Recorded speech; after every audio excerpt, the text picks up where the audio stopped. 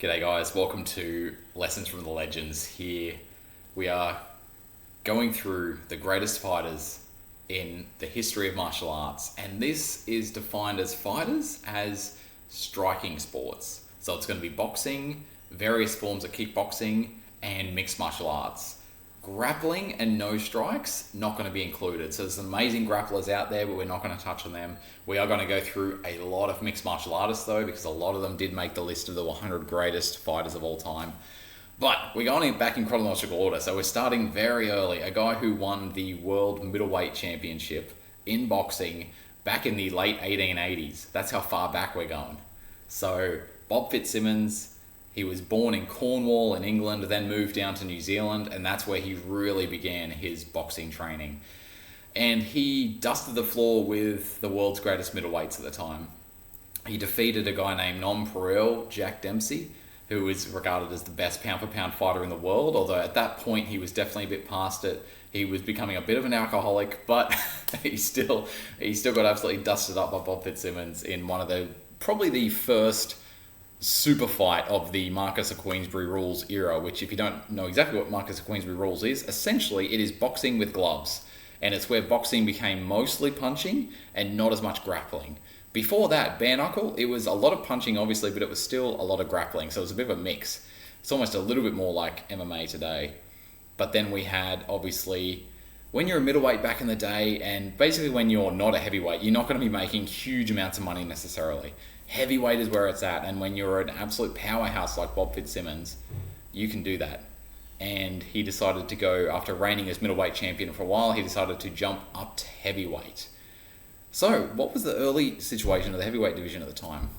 Well, we had the ultimate example of masculinity, John L. Sullivan. This guy was the greatest human being in the world. He was everyone's freaking hero. Every man wanted to be like him. He had a gigantic mustache, looked very impressive. However, his boxing and knockout power was fairly impressive back in the day as well.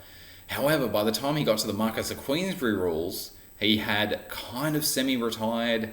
He hadn't fought in over 2 years, and he defended his World Heavyweight Championship against a guy from the West Coast. So John L. Sullivan was nicknamed the Boston Strong Boy. So as you can guess, he was from Boston.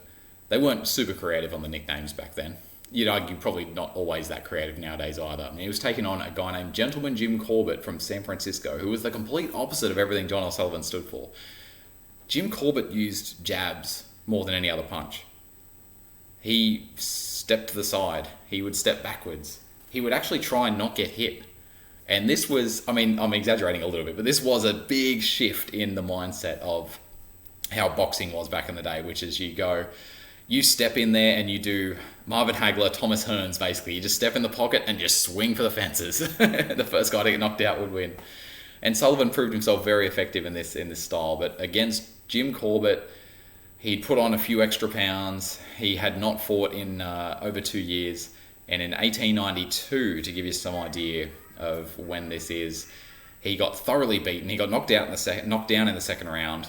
And it seems like Jim Corbett's corner actually told him to sort of like ease up and go easy on him, because everyone loves this guy, and if you just come in and if you just knock him out next round, everyone's going to hate you by association. So maybe just take it easy and let him, last the distance. So it seems like Corbett probably carried him to a decision and then won a decision after knocking him down in the second round and seemingly winning every round. So Corbett was now the new heavyweight champion. Corbett had previously drawn with a gentleman from Australia, where I'm from. He was from Queensland, which is down the road from me, a place called Roma, and Peter Jackson, who was the Black Prince. And Peter Jackson and Jim Corbett had a 66-round draw just before this match, and that was essentially, the winner of that was going to get a shot at Sullivan. That fight was from the previous year in 1891. It seemed like going through it, Peter Jackson built up an early lead, and then it kind of got to a bit of a standstill when both guys ended up seemingly becoming so exhausted. It kind of ended up being no one really getting the advantage towards the later rounds, because again, it was a very long fight. But the two guys, in hindsight, they were definitely the two best fighters in the world. And unfortunately, back in the day, what they would do is typically, then if this is a draw, the white guy gets the shot at the title, which, yes, racism was very well and alive, unfortunately, back in the day. And we had Peter Jackson go down as one of the greatest heavyweights of all time to never get a shot at the world title. And he wasn't far off making this list either. But Jim Corbett, he did not make this list either, but we're kind of going through as he then had beaten John L. Sullivan. He had at least drawn against Peter Jackson. So now he's beaten the best fighter from Australia, he's beaten the best fighter from America, or he's drawn with the best fighter from Australia, he's beaten the best fighter in America. Europe was the final frontier, and he decided to defend his title against the best European fighter at the time, a British guy named Charlie Mitchell. Now, Charlie Mitchell was a middleweight who had plenty of knockout power, so it really was still being built despite the size difference. Corbett being the bigger man. Corbett, to give you an idea, even for his day, wasn't particularly big heavyweight, but still was definitely bigger than Mitchell. He was 6'1", Charlie Mitchell was 5'9", to give you an idea. But people were still booking it as like, it's Mitchell's power versus Corbett's skill and jabs and sidestepping and fighting like a like a really like in a cowardly way. But Corbett did not fight the cowardly way in this one. This one, he knew that America was semi behind him, and he decided just to go in like a hot knife through butter, knocked out Charlie Mitchell in 3 rounds, and cemented himself as the best heavyweight in the world, apart from Peter Jackson. So he then retires and decides to give the heavyweight title to a guy named Peter Marr, who had already gotten a lot of these knockouts, but would go on to be one of the few men to get over 100 professional knockouts on his record. That's right, he was knocked out over 100... No, I'm kidding. He knocked out other guys over 100 times, and Peter Marr was basically given the world title. But there was a certain middleweight who was dominating the middleweight division. We come back to our man, Bob Fitzsimmons. So Bob Fitzsimmons was none too happy about this, someone getting given the title. Mayer was definitely a scary knockout puncher. He was a bit of a Deontay Wilder type, not like the greatest boxer anyone had ever seen, but he always was dangerous. He could always knock people out, and that was always a big threat. So Bob Fitzsimmons challenged him, and we were going to have the first World Heavyweight Championship, and it was maybe going to be the first good World Heavyweight Championship fight. We're going to see, because the first 2 were very one-sided in the favour of Corbett.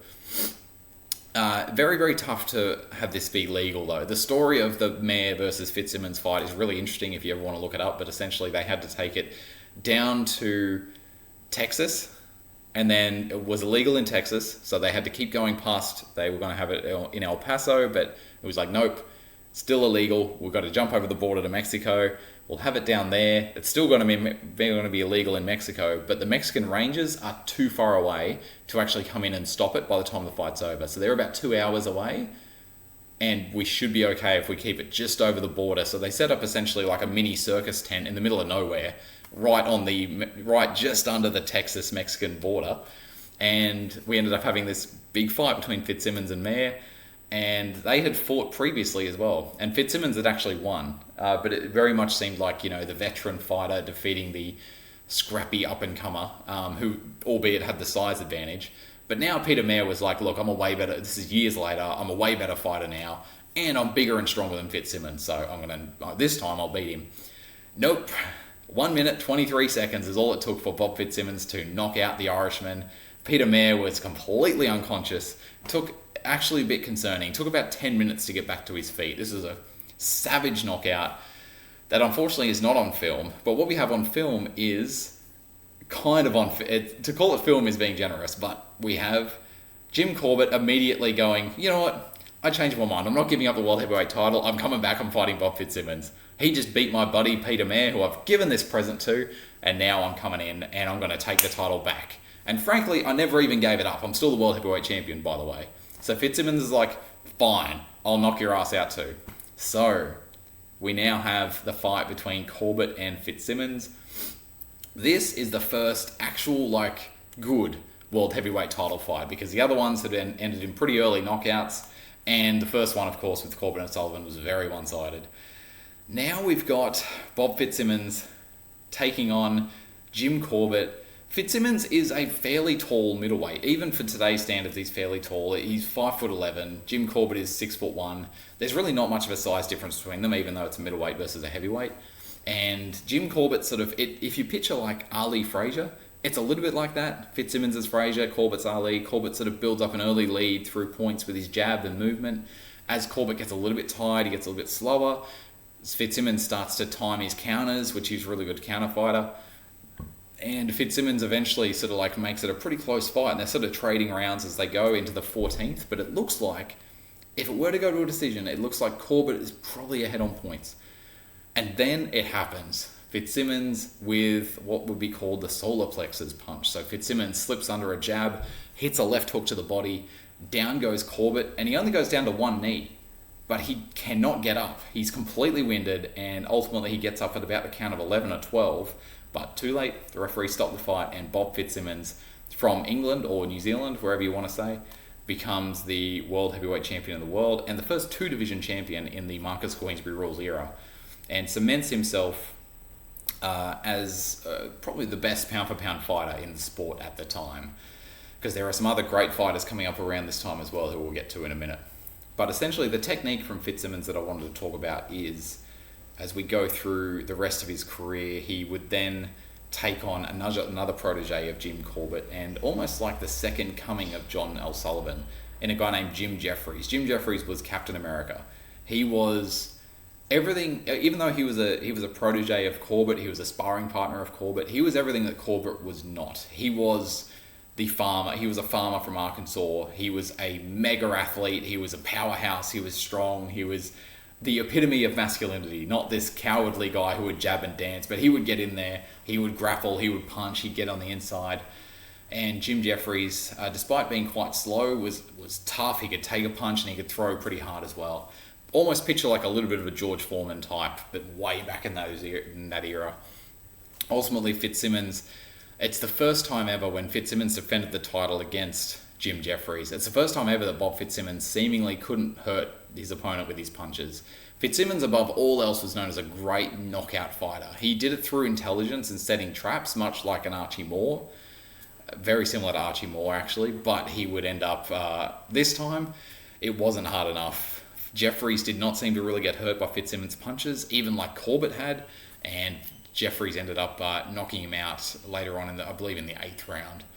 Fitzsimmons would stick around though. He'd still fight a lot of the world's top heavyweights. He had a couple of controversial fights with another top heavyweight named Tom Sharkey. He got another title shot at Jim Jeffries, who at this point had now defended the title several times.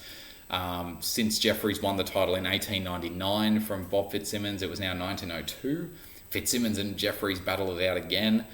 This time Fitzsimmons actually had a lot of success. He actually was hurting Jeffries on the inside, but in the 8th round he complained, I believe he dropped his hands and dropped his guard. It may have been because he got a low blow or something like that, or he may have just dropped his guard and Jeffries just blasts him with the right hand and knocks him out. So Fitzsimmons actually does a lot better in the rematch, but this is ultimately the end of Fitzsimmons' sort of like peak at heavyweight. After this, he drops back down to light heavyweight, and he becomes a 3-division champion because eventually he wins the light heavyweight title off a guy named George Gardner.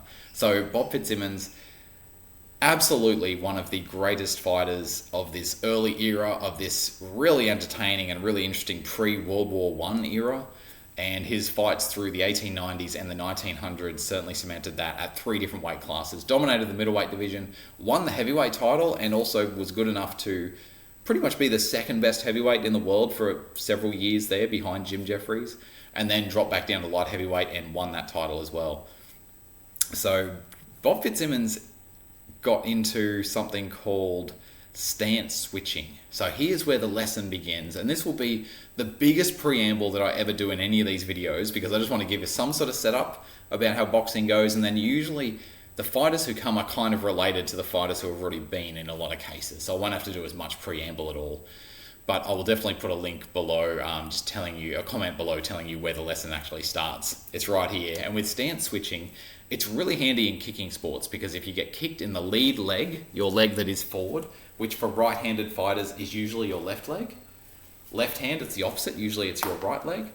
But usually, let's say most fighters are orthodox, and that is where you have the left foot forward, your right hand is your power hand, and your left hand is about 6 inches in front of your face.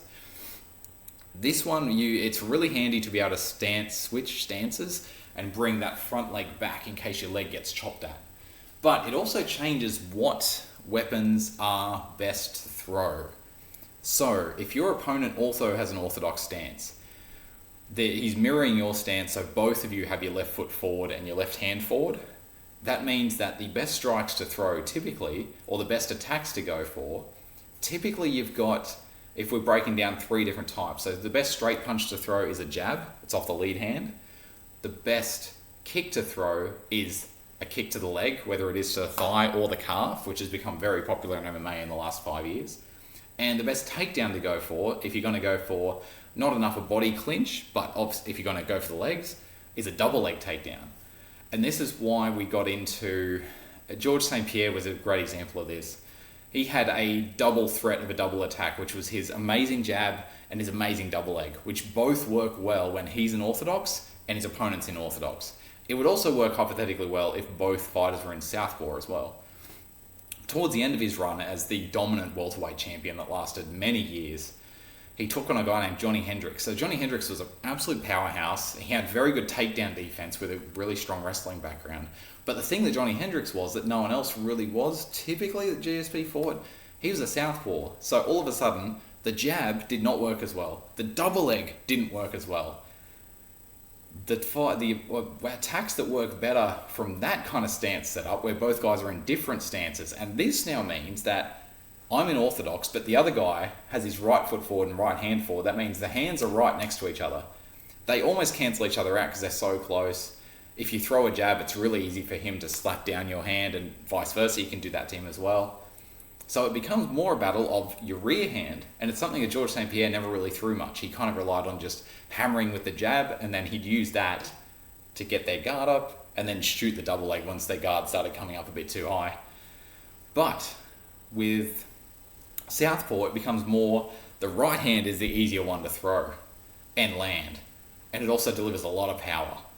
The kicks are also different. So the round kicks usually now work better to up above the waist. So whether it's to the body or kicking to the head, they're usually better because your sort of open side is facing their rear their rear leg, which they'll use predominantly to kick with.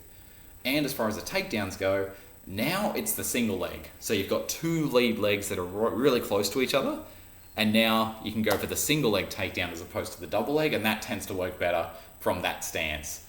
So as far as stance switching goes, it is a really interesting way to completely change up the dynamic of the fight, change up what weapons are going to be dominant against other weapons. And it's something that even without, I know we've talked about kicking, we've talked about takedowns, but it's something that even just with boxing, it really, really makes a big difference, because if you're just boxing, for instance, the jab suddenly is really actually quite hard to land, and it's really easy to defend. Whereas the right hand is the key. That's the big one. And essentially with Fitzsimmons, he could go back and forth between stances and just choose whatever one he preferred. And yeah, essentially if he was looking to line up, he was more of a counterpuncher. So if he's looking to line up a counterpunch with his left hand, whether it's a jab or if you come around with a hook, they tend to work really well from both guys having the same stance and mirroring each other. Whereas if guys had different stances, because back then there were pretty much no southpaws, so if he decided to switch to a southpaw stance, suddenly he could now land his left hand from the rear a lot easier and use that to set up punches. And that kind of is what happened with him winning the world heavyweight title against Jim Corbett. He switched stances. This then became a rear hook, and he managed to land that to the body after slipping under Corbett's punch. And we'll get to slipping and evasion a bit later on. But there we go. That's the first fighter, the first technique, and that kind of stance dynamic and knowing what weapons work best from different stances is a really handy sort of like thing to know as you move forward in your MMA career. Even if you're just an amateur, like looking into fights, even if you don't want to fight, if you just want to do sparring and have fun with that, it's still fun to learn these little techniques that work better if someone switches stances with you, and it also gives you the option to switch stance against them. Another example, for instance, with the kicks, which is something we didn't talk about with the George St. Pierre versus Johnny Hendricks example. Great series of fights that happened recently was Israel Adesanya versus Alex Pereira. So that is one where in one of their later fights, I won't go really into it because there's a lot to take out from those fights, but one thing Israel Adesanya did in that fight was knowing that Alex Pereira is very good at throwing these calf kicks. So he throws with the rear leg and smashes into the calf. and the lead calf of the opponent. Now that sort of relies on both guys having the same stance. So what did Israel Adesanya do against the orthodox Alex Pereira? He switched. He went to southpaw. All of a sudden, the calf kick is not really that much of an option anymore. So that's where, again, it's an example of how with kicking, you can kind of like shut down someone else's attack.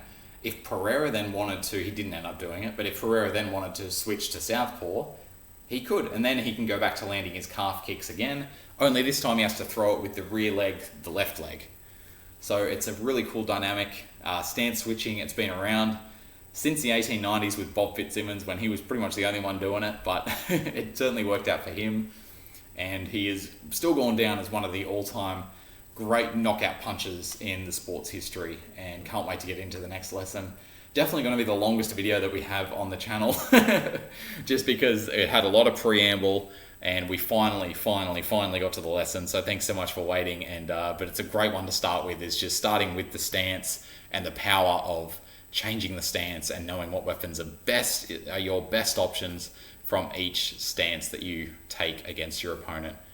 Have a great day, guys, and I'll see you guys for lesson number 2 from fighter number 2.